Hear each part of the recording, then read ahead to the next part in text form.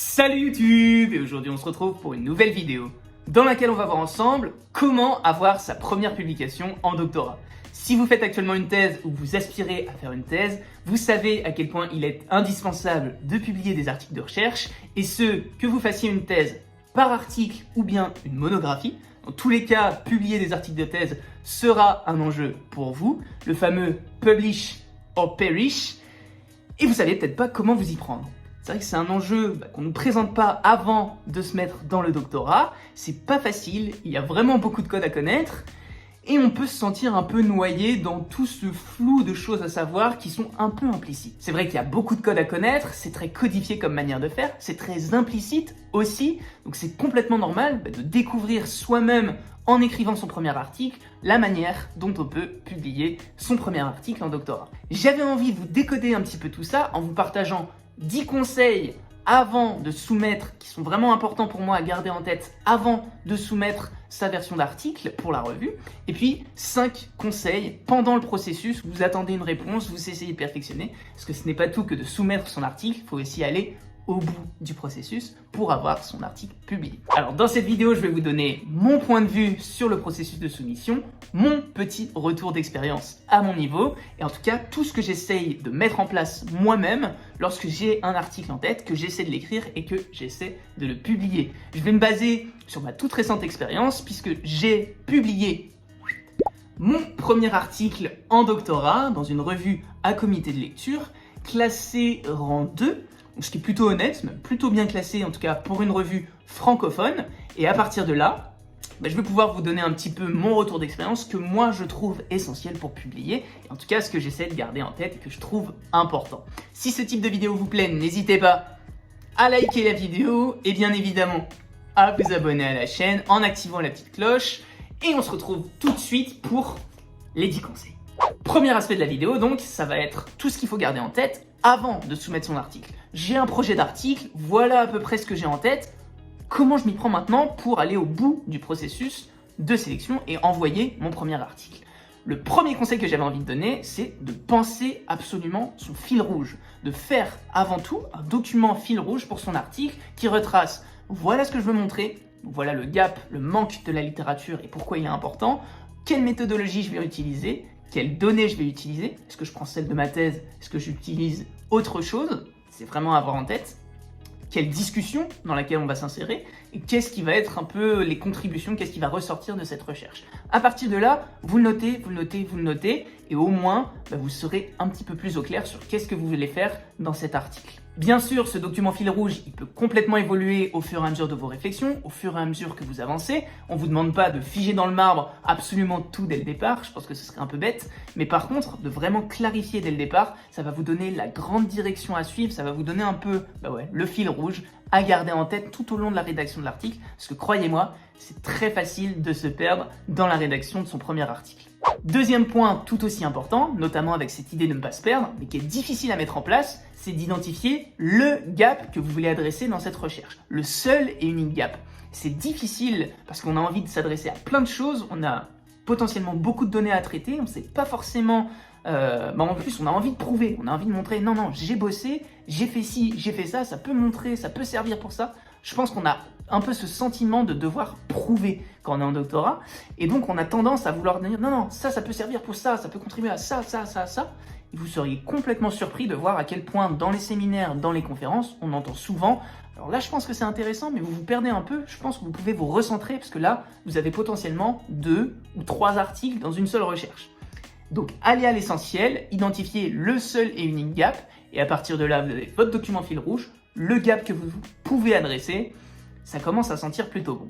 Troisième point qui paraît anodin mais qu'il ne faut pas négliger, c'est de trouver ses co-auteurs. Alors si vous écrivez tout seul, vous pouvez sauter cette étape, mais alors si vous cherchez des co-auteurs, c'est pas toujours aussi facile que ce qu'on pourrait penser. Pensez déjà à comment vous pouvez rencontrer ces co-auteurs. C'est toujours mieux si vous connaissez les personnes. Déjà dans votre laboratoire, vous avez sûrement des collègues qui peuvent travailler sur des sujets proches des vôtres. Ça peut être un très bon moyen d'avoir ses premiers co-auteurs pour un article. Votre directeur de thèse, qui peut vraiment avoir ce rôle de vous mettre le pied à l'étrier pour le processus de rédaction d'un article. Vous pouvez penser à des groupes de travail, des personnes qui sont sur des thématiques proches, en vous inscrivant vous-même dans ces dynamiques-là, dans des groupes de travail. Et comme ça, vous rencontrez a fortiori des gens qui travaillent sur des sujets proches des vôtres.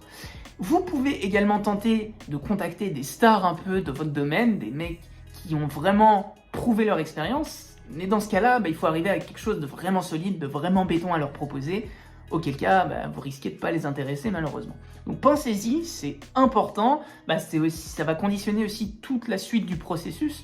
Donc essayez de trouver des gens avec lesquels vous vous entendez bien, avec qui vous avez envie de travailler tout simplement. Et si vous le faites tout seul, alors pensez aussi que ça va vous prendre beaucoup plus de temps dans la rédaction, dans l'idée.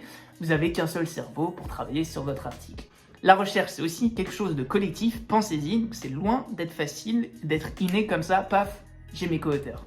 D'ailleurs, dans cette même idée, 4e point, il faut absolument définir qui va faire quoi. Et si vous êtes tout seul, définissez absolument vos tâches petit à petit. Comme ça, vous pouvez avoir une échéance, suivre un petit peu le processus de la rédaction jusqu'à l'envoi de votre article. Et là, vous êtes sûr d'avancer comme il se doit. Mais c'est hyper important, coordonnez-vous un minimum, sachez qui va faire quoi. Et si vous êtes tout seul, planifiez bien. À tel moment, je dois faire telle étape, puis telle étape, puis telle étape. Plus vous serez organisé et coordonné, plus ce sera facile pour vous. 5e point très important, ciblez précisément une seule revue. Vous devez définir à l'avance à quelle revue vous allez envoyer cet article pour vraiment le faire correspondre au mieux aux attentes des revues. Toutes les revues, tous les journaux n'ont pas les mêmes attentes, n'ont pas les mêmes lignes directrices, ne vont pas publier les mêmes articles. Et donc, vous allez pouvoir vous faire rejeter très bêtement si vous soumettez un article qui ne correspond pas au cadre d'une certaine revue. Alors, à l'avance, vous devez vous formater en pensant « je vais l'envoyer à telle revue. Dans telle revue, attention, ils ne font pas d'études de cas. Attention, dans telle revue, ils préfèrent le quanti au quali. Attention, dans telle revue, ils préfèrent plutôt telle méthodologie par rapport à telle autre. » Tout ça, c'est à garder en tête lorsque vous voulez soumettre. Et lorsque surtout vous rédigez votre article, parce que ça va vraiment impacter la rédaction de l'article. Plus vous avez l'impression de vous adapter à la revue, plus vous favorisez les chances de se dire « Ok, quand le reviewer va avoir l'article dans vos mains, enfin dans ses mains, il va pouvoir se dire « Ok, là il y a eu un effort, la personne en l'occurrence connaît la revue, le chercheur a identifié un petit peu nos centres d'intérêt, et là vous pouvez quand même partir déjà avec un petit signal vert comme ça. C'est toujours à prendre et c'est vraiment important. On sous-estime l'importance de ça. Sachez que ça peut se faire aussi un peu a posteriori, en se disant « Ok, là par exemple j'ai été rejeté, comment est-ce que je peux adapter mon article sans partir de zéro évidemment pour le faire correspondre au moule d'une deuxième revue, quelle revue je vais pouvoir cibler ?» Donc, pas de panique, on part jamais de quelque chose complètement blanc qu'on doit adapter A, puis B, puis C, puis D en fonction des revues, mais gardez toujours en tête d'avoir une revue lorsque vous ciblez un journal précisément. 6e conseil, ça va être de ne pas se précipiter. Attention, je préviens tout de suite, vous ne pouvez pas envoyer une V1 de votre article. Le reviewer va regarder en se disant « mais c'est pas possible, il y a plein de défauts, ça peut être largement et facilement perfectionné et il n'y a rien de pire que de se dire « attendez, il y a un effort qui n'a pas été fait, ça va être desk reject très très rapidement ». Prenez votre temps, déjà vous n'êtes pas pressé, sauf si vous avez des deadlines et auquel cas évaluez si vous serez en mesure ou non de rentrer dans la deadline. Je pense notamment aux numéros spéciaux. Parfois ce qui peut être intéressant avec les numéros spéciaux, c'est que vous avez des délais assez courts. Mais pour ça, il faut être prêt. Donc attention, ne vous précipitez pas, vous ne pouvez pas envoyer une version qui n'est pas satisfaisante, ou vous-même vous vous dites allez, inch ça passe, peut-être, peut-être pas, on verra bien. Ça, vous pouvez être sûr, vous n'avez aucune chance. 7e point, un grand classique, c'est de respecter les consignes aux auteurs. Il y a un document dans chacune des revues sur leur site internet où ils vous mettent absolument le format à respecter. Ça va de l'interligne, les marges, la police d'écriture, est-ce que les schémas, les tableaux doivent être en noir et blanc ou pas, est-ce que vous devez avoir des annexes ou pas, le nombre de pages maximum, parfois le nombre de mots maximum. Tout ça, il faut s'y plier et ça, pareil, c'est soit vous rentrez pas dans le moule, il n'y aura pas d'entre-deux. 8e point, qui va un peu rejoindre le conseil de ne pas se précipiter, c'est de bien garder en tête que le reviewer ne doit pas être le premier à relire votre article. Faites relire votre travail à des collègues doctorants, à des amis, à vos parents si vous le voulez, même s'ils n'ont pas forcément le savoir, l'expertise, mais c'est toujours bien d'avoir des retours. Faites relire peut-être à votre directeur, faites relire à des collègues du laboratoire, bref. Faites au moins relire une fois votre article, puisque les erreurs, on les voit pas forcément quand on a un peu le nez dans le guidon, quand on écrit, quand on est pris dans son article. Des fois, on fait soit des raccourcis, on fait des non-sens, on fait des choses qui, on se dit, ouais, c'est vrai que finalement, ça a aucun sens. Peut-être que là, vous pouvez gagner une demi-page. Et tout ce genre de retours, vous pourrez facilement les avoir en faisant relire d'abord votre article. C'est rapide, ça ne mange pas de pain, faites-le. 9e point, toujours avant de soumettre à la revue, c'est de ne pas trop s'attacher à son article tel qu'il est actuellement. Ne pas faire de son article son petit bébé qu'on veut choyer, qu'on ne veut pas changer. Ça n'arrivera pas, vous aurez toujours des révisions ou bien majeures ou bien mineures à faire, c'est le jeu, et l'article évoluera largement de tour en tour. Soit des tours de révision, soit même entre les tours, vous allez avoir une V1, puis vos co-auteurs vont changer alors que vous ne vouliez pas changer, c'était ça qui vous paraissait idéal. Il faut accepter, pareil, que les reviewers vous fassent des retours en disant ça il faut changer, il faut changer, il faut changer, et être prêt à jouer le jeu en se disant ok, moi je pensais que ça c'était la meilleure manière de faire, visiblement c'est pas le cas, peut-être que j'ai intérêt à faire ça. Et donc c'est vrai qu'il faut accepter de se détacher de son article au maximum.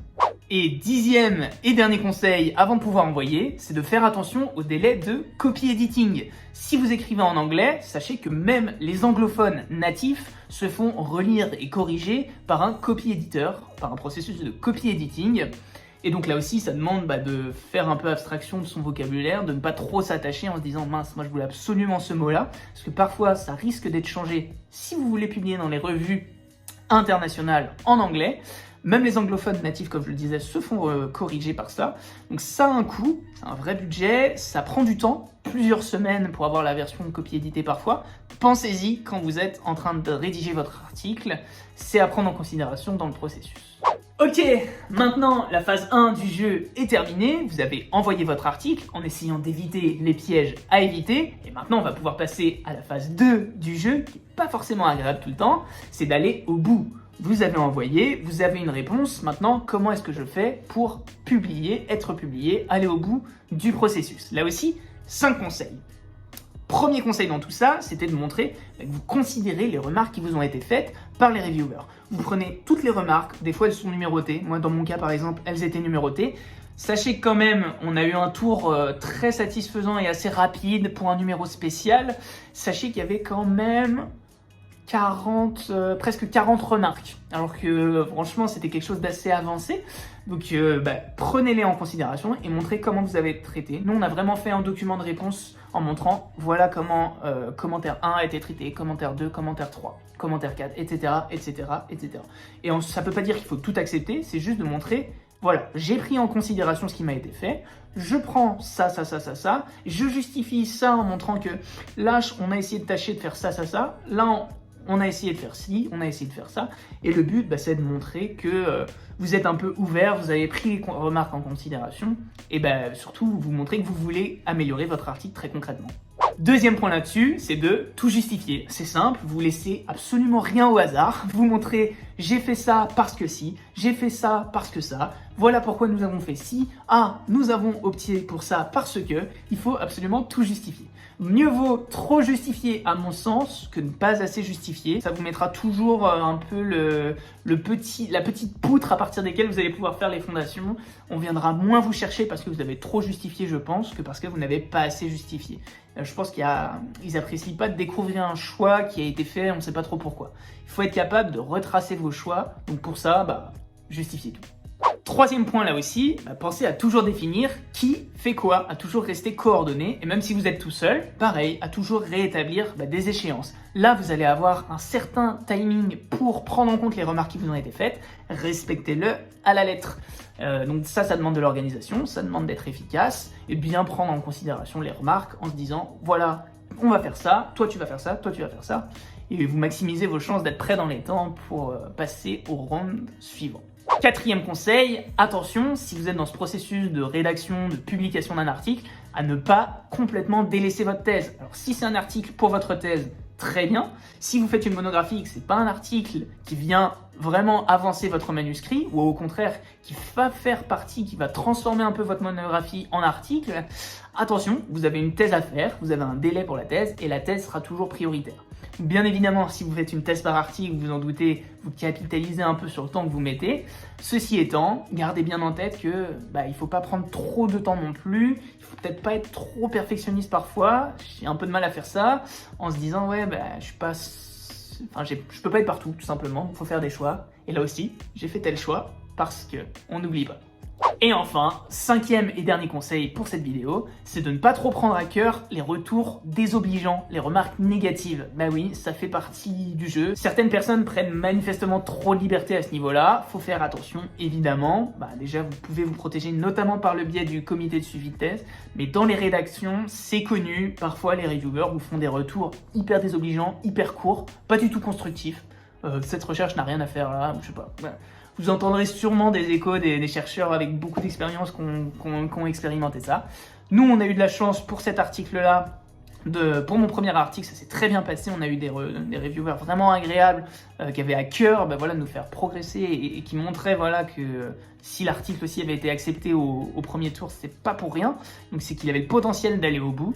Et donc pensez et gardez toujours ça en tête. Si l'article a passé au moins un tour, c'est quand même que vous avez quelque chose qui peut mériter d'aller au bout du process. Donc gardez un peu l'espoir, vous prenez pas trop la tête malheureusement à ce niveau-là. Il faut accepter malheureusement de faire un peu la part des choses et de garder de toute façon en tête que moi j'ai mes convictions, j'ai mes valeurs. Le reste on peut rien y faire malheureusement. Voilà pour cette vidéo sur comment avoir sa première publication en thèse. J'espère qu'elle vous aura plu. Si c'est le cas, n'hésitez pas encore une fois à liker la vidéo et puis à vous abonner à la chaîne parce que d'autres vidéos sur le doctorat arrivent très vite sur cette chaîne. Mettez en commentaire puisque je suis peut-être sûr d'avoir oublié quelque chose. Donc si pour vous quelque chose vous semble primordial à ce niveau-là, la barre des commentaires est faite pour ça. En attendant, moi je vais vous laisser là. D'ici là pour moi, il n'y a plus qu'à.